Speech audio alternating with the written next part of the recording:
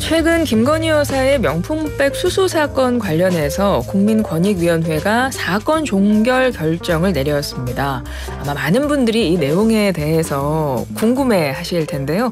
어떤 배경으로 이런 결정이 나오게 된 건지 국민권익위원회로부터 직접 들어보도록 하겠습니다. 국민권익위 정승윤 사무처장 스튜디오에 직접 모셨습니다. 사무처장님 어서 오세요. 예, 반갑습니다. 예. 정승윤입니다. 예. 인사 한 말씀 해주시겠어요? 우리 청취자분들께. 예. 슬기로운 라디오 생활 청취자분들 처음 뵙겠습니다. 국민권익위원회가 항상 국민의 편에 있다는 점을 다시 한번 강조하고 싶습니다. 반갑습니다. 네. 반갑습니다. 어서 오세요, 사무처장님. 슬기로운 라디오 생활 저희 프로그램의 이름을 바로 말씀을 해주셨습니다. 애청자분이 아니실까 이런 생각이 들고요. 저희가 라디오 청취율 조사 기간입니다. 예. 그래서 많은 분들이 좀 관심 갖고 더 들어주셔서 오늘 이 내용도 조금 더 귀 기울여서 들으시지 않을까 이런 생각이 드는데요.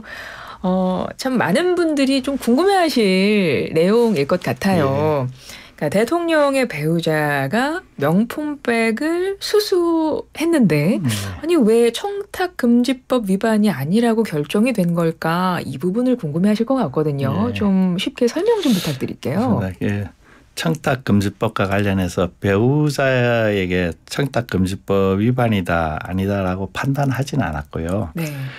공직자 배우자와 관련해서는 제재 규정이 없습니다. 그래서 저희가 2016년도 청탁금지법이 제정될 때 당시에도 그 청탁금지법이 위헌 아니냐 하는 것이 문제가 돼서 헌법재판소에서 결정이 있었는데 왜냐하면 공직자의 배우자라는 이유만으로 규제할 수 있느냐는 논쟁이 있었습니다. 그 당시에 청탁금지법에 공직자의 배우자에 대한 제재 규정이었기 때문에 위헌이 아니다라고 했고 그래서 저희가 공직자의 배우자에 대해서 헌법에 있는 재형법정주의에 따라서 수사를 할 수 없기 때문에 수사기관에게 수사하라고 할 수 없다라는 것이 그 결정의 핵심입니다. 네. 예. 그리고 대통령의 경우에는 공직자의 배우자인데 공직자의 배우자를 먼저 처벌하도록 되어 있는데 공직자 배우자와 관련해서는 미신고하면 처벌하는데 요건이 세 가지입니다. 첫 번째는 그 받은 가방이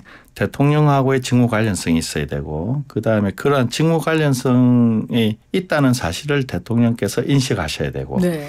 그리고 신고하지 않았어야 되는데 이에 대해서 저희 위원회 여러분들이 언제는 개별적인 판단을 해서 이거는 직무 관련성이 없는 거 아니냐 자료가 부족하다 대통령께서 그렇게 인식한다는 것도 좀 부족하지 않냐 이렇게 해가지고 결정을 한 것이고 다수결에 따라서 다만 직무 관련성이 있는 경우도 조금 문제가 있습니다. 네네. 직무 관련성이 있다고 하면은 그 외국인입니다. 외국인으로부터 이렇게 그 물품을 수수하는 경우에는 공직자윤리법과 대통령 기록물법의 관리법에 그냥 수수하는 즉시로 어떻게 되어 있냐면은 대통령 기록물이 되도록 법률상 규정이 되어 있습니다.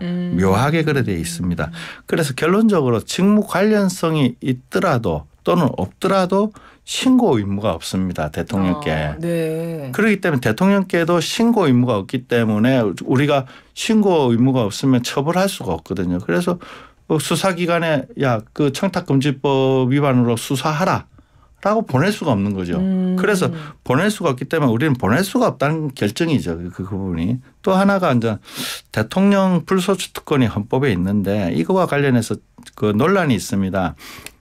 수사 기소 말고 수사는 가능한 거 아니냐에 대해서 논란인데 근데 그 수사가 가능하다고 하더라도 내란 외환 정도는 아니래도 그 가능한 최소한 대한민국의 법 질서를 붕괴시킬 수 있는 정도의 아주 중대한 범죄가 돼야 되지 않고 사소한 범죄로는 할 수 없는 거 아니겠습니까? 그런데 조금 전에 말씀드렸다시피 2016년 청탁금지법 위반과 관련해 가지고 헌법재판소에서 어떻게 결정했냐면 불고지죄, 미신고죄가 있는 경우가 거의 없습니다. 그 국가보안법 정도가 있는데 이런 청탁금지법과 관련해서 미신고를 배우자를 처벌한다. 이거 위헌 아니냐 한 것이 9명 중에 4명이 위헌 의견을 냈습니다. 굉장히 논란적이고 이게 배우자를 이렇게 과도하게 처벌하는 거 아니냐는 정도로 논란이 있는 이런 범죄를 가지고 대통령을 조사하라 하기가 적당하지 않다라고 판단했기 때문에 전체적으로 판단해서 좀 곤란한 거 아닌가 해서 저희가 자체 종결을 했을 뿐입니다. 네, 네. 최근에 그러니까 국민권익위가 김건희 여사의 명품백 수수 사건 관련해서 사건 종결 결정을 내렸는데 그 배경을 설명을 해 주신 거예요. 그러니까 정리를 하면 핵심적으로는 이 말씀이신 거잖아요. 청탁금지법 내용에 따르면 그러니까 공직자 본인이 아닌 배우자에 대해서는 그걸 제한하는 규정 자체가 아예 법률이 없다. 그렇습니다. 이 말씀이신 거죠. 예, 예. 그렇습니다. 예. 그런데 어제 보니까 이 사건 관련해서 의결서를 공개하기로 결정하셨잖아요. 예, 근데 예. 이게 상당히 이례적이라면서 처음이라고 들었던 것 같습니다. 예, 그렇습니다. 그러면 어려운 결정이셨을 것 같은데 이런 결정은 어떻게 하시게 된 그렇습니다. 걸까요? 그런데 이번 결정을 하고 이번 결정 이후에 청탁금지법을 너무 곡해하고 잘못 해석하는 사례가 너무 많고 언론에 청탁금지법 자체에 대해서요? 그렇습니다. 분명히 저희가 제재 규정이 없다라고 했는데 그것을 마치 공직자 배우자는 모든 것을 다 받아도 된다는 식으로 그리고 공직자 배우자는 어떤 경우도 처벌 안 받는다는 식의 어떤 너무 많은 잘못된 기사들이 나가고 있고 네. 그래서 이 청탁금지법과 관련된 이렇게 그릇된 인식을 똑바로 잡지 않고서는 부패 척결이 안 되겠다 싶어서 저희가 부득하게 공개를 하게 되었습니다. 예. 이 의결서라는 것이 뭡니까? 그 국민권익위에서 어떤 사건에 대해서 좀 알아보는 그 과정에 대한 것들이 다 소상히 적혀 있는 내용입니까? 그렇습니다. 의결서는 사실은 저희 안에 있는 내부 문서고 그중에 이제 예를 들면 수사가 필요하거나 이런 경우에는 그 의결서에 있는 내용을 수사기관에 보내서 이런 점을 우리가 조사했고 그 부분에 대해서 부족한 부분이 있으니까 이 부분을 추가로 수사하는 게 좋겠다. 조사하는 게 좋겠다. 감사원에 보낼 때 조사하는 게 좋겠다. 이래서 보내는 겁니다. 네, 네. 그런 문서들이 내부적으로 보관되어 있는 겁니다. 그럼 그 안에 여러 다양한 의견이 혹시 담기는지도 궁금한데요. 소수 의견도 있지 않습니까? 그런 건 어떻게 되나요? 그래서 소수 의견이 담긴 사례는 지금까지 한 번도 없었습니다. 없었고 그래서 이번에 그런 문제가 논의가 되고 언론에 나는 바람에 저희가 다 조사를 했는데 합의제 행정기관 같은 경우요.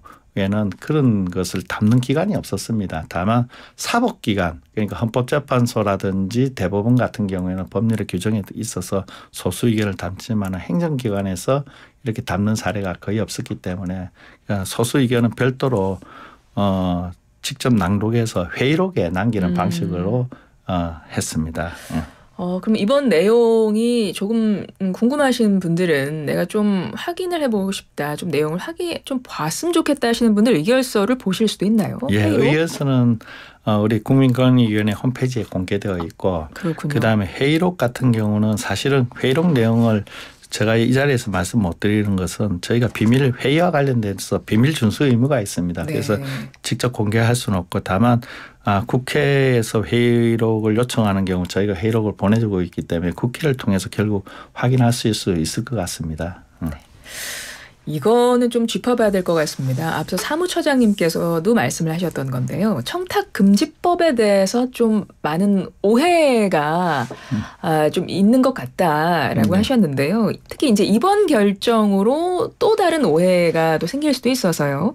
공직자 배우자는 그럼 선물 같은 거 받아도 되나? 그러니까 이 부분일 것 같습니다. 이걸 좀 자세하게 설명해 주실 수 있을까요? 예, 그렇게 하겠습니다.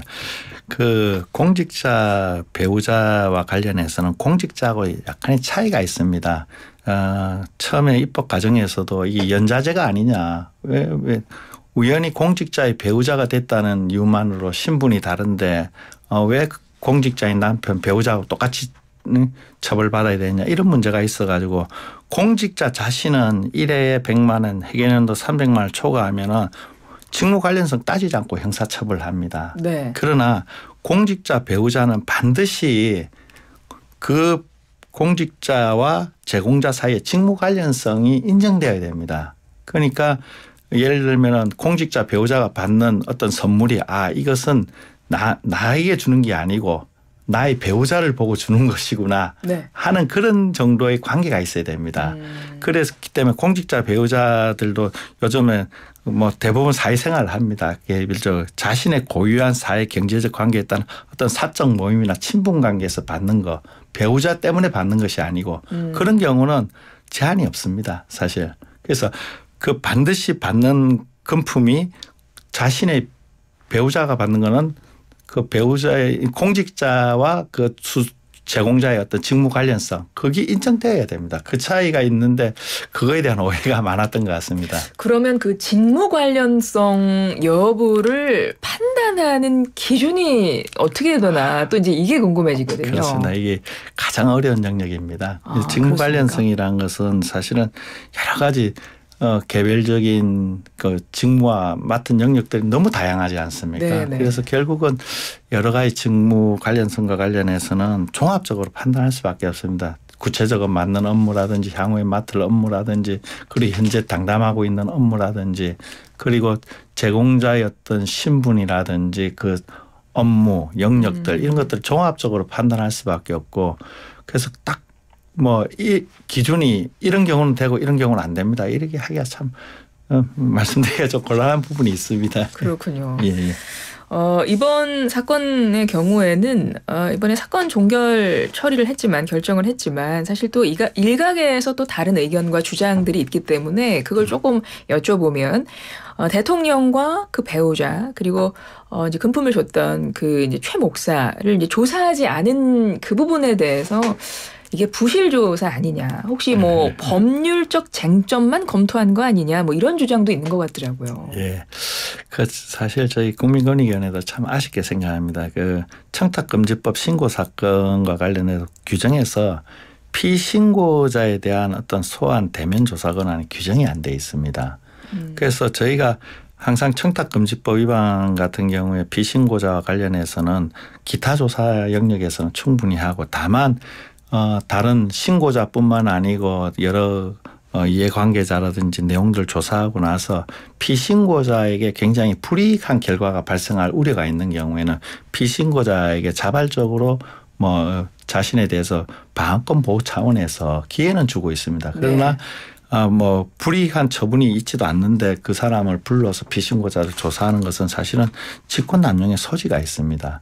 그래서 저희들이 그렇게 할 수는 없었고 다만 저는 부패방지권익위법을 원용을 해서 조사를 해야 된다라고 하는데 부패방지권익위법과 청탁금지법은 차이가 있습니다. 부패방지권익위법은 공직자만 규정하고 있습니다. 네. 청탁금지법은 공직자 배우자도 규정하고 있고 또 여기에는 또 아시다시피 기자분들도 청탁금지법에는 조사 대상이지만은 그 부패방지권익위법에는 조사 대상이 아닙니다. 그렇기 때문에 부패방지권익위법을 원용을 해서 해야 된다는 것은 말이 안 됩니다. 일반법이 아닙니다. 그래서 부패방지권익위법을 이용해서 조사한다. 이건 직권남용에 오히려 소지가 있기 때문에 저희가 할 수 없었습니다. 죄송합니다. 네.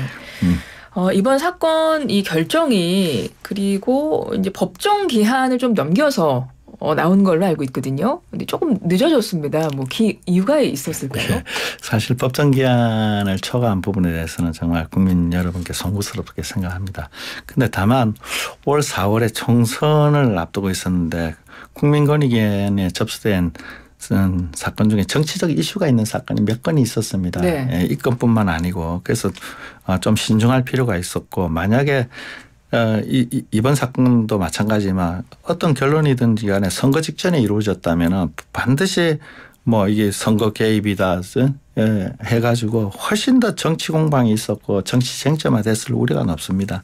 그래서 불필요한 오해를 불식시키자 부득하게 정치 쟁점화된 사건들은 총선 이후로 조사를 신속하게 해서 결론을 내리자 해서 이후에 진행을 하게 된 겁니다. 그 점에 대해서는 뭐 좀 죄송하게 생각합니다. 예. 알겠습니다. 이번 사건 관련해서 최근에 참여연대가 재신고를 했습니다. 이렇게 되면 다시 조사가 시작되는 건가요? 그 재신고와 관련해서는 또 규정이 있습니다. 이에 따라서 그 종결받은 사람에 대해서 사안에 대해서 새로운 증거라든지 합리적 이유를 들어서 다시 신고를 할 수 있습니다. 네네. 뭐 그러니까 예를 들면 참여연대에서 저희한테 재신고할 수도 있고 아니면 검찰에 직접 고발할 수도 있습니다. 아무런 제한이 없습니다. 네네. 그래서 저희한테 재신고에 들어온 거는 법과 원칙에 따라서 제출된 사료라든지 여러 가지를 검토해서 법에 따라서 정리해서 처리를 하도록 하겠습니다. 그럼 이건 어떠세요? 참여연대에서는 이번 조사건에서 권익위원장 또 부위원장 뭐 스스로 회피 결정하셔야 되는 거 아니냐 이렇게 주장을 하더라고요. 예, 뭐 채적 회피 사유가 없는데 사실은 이렇게 회피하면은 오히려 뭐 전화 위원장님은 편하실 수도 있습니다. 뭐 오히려 책임을 회피하는 거 아닌가요? 그래서 그 법령상 문제가 있으면 당연히 회피하고 기피해야 되지만은 책임져야 될 자리에서 결정을 해서 문제가 있으면 그거에 대해서 책임을 비판을 받는 게 당연하다 생각합니다. 예, 알겠습니다.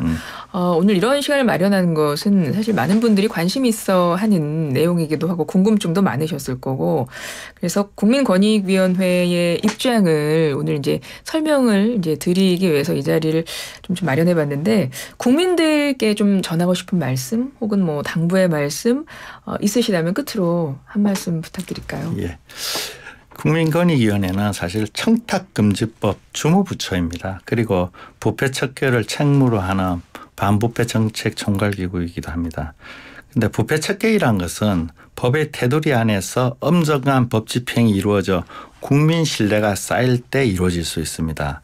법률을 넘어서 집행하면 종국에는 내 편은 무죄, 상대편은 유죄라는 법의 불신만 초래합니다. 이번 결정이 반부패 청렴 의지의 약화로 오인되어서는 안 되고 재형법정주의와 법치주의에 기반한 청탁금지법에 대한 국민 신뢰의 초석이 되어야 할 것입니다. 다만 이번 결정과 관련해서 국민들을 비롯한 각계각층의 다양한 의견을 고려하여 반부패 총괄기구로서 역할을 다시 한번 되돌아보고 재정비하는 계기가 되도록 하겠습니다. 네. 최근 대통령 배우자 등의 명품백 수수 사건 관련해서요. 국민권익위원회가 사건 종결 결정을 했습니다. 관련해서 권익위의 입장 직접 들어봤습니다. 지금까지 정승윤 사무처장과 이야기 나눴습니다. 사무처장님 오늘 말씀 감사합니다. 고맙습니다. 네, 시간이 고맙습니다.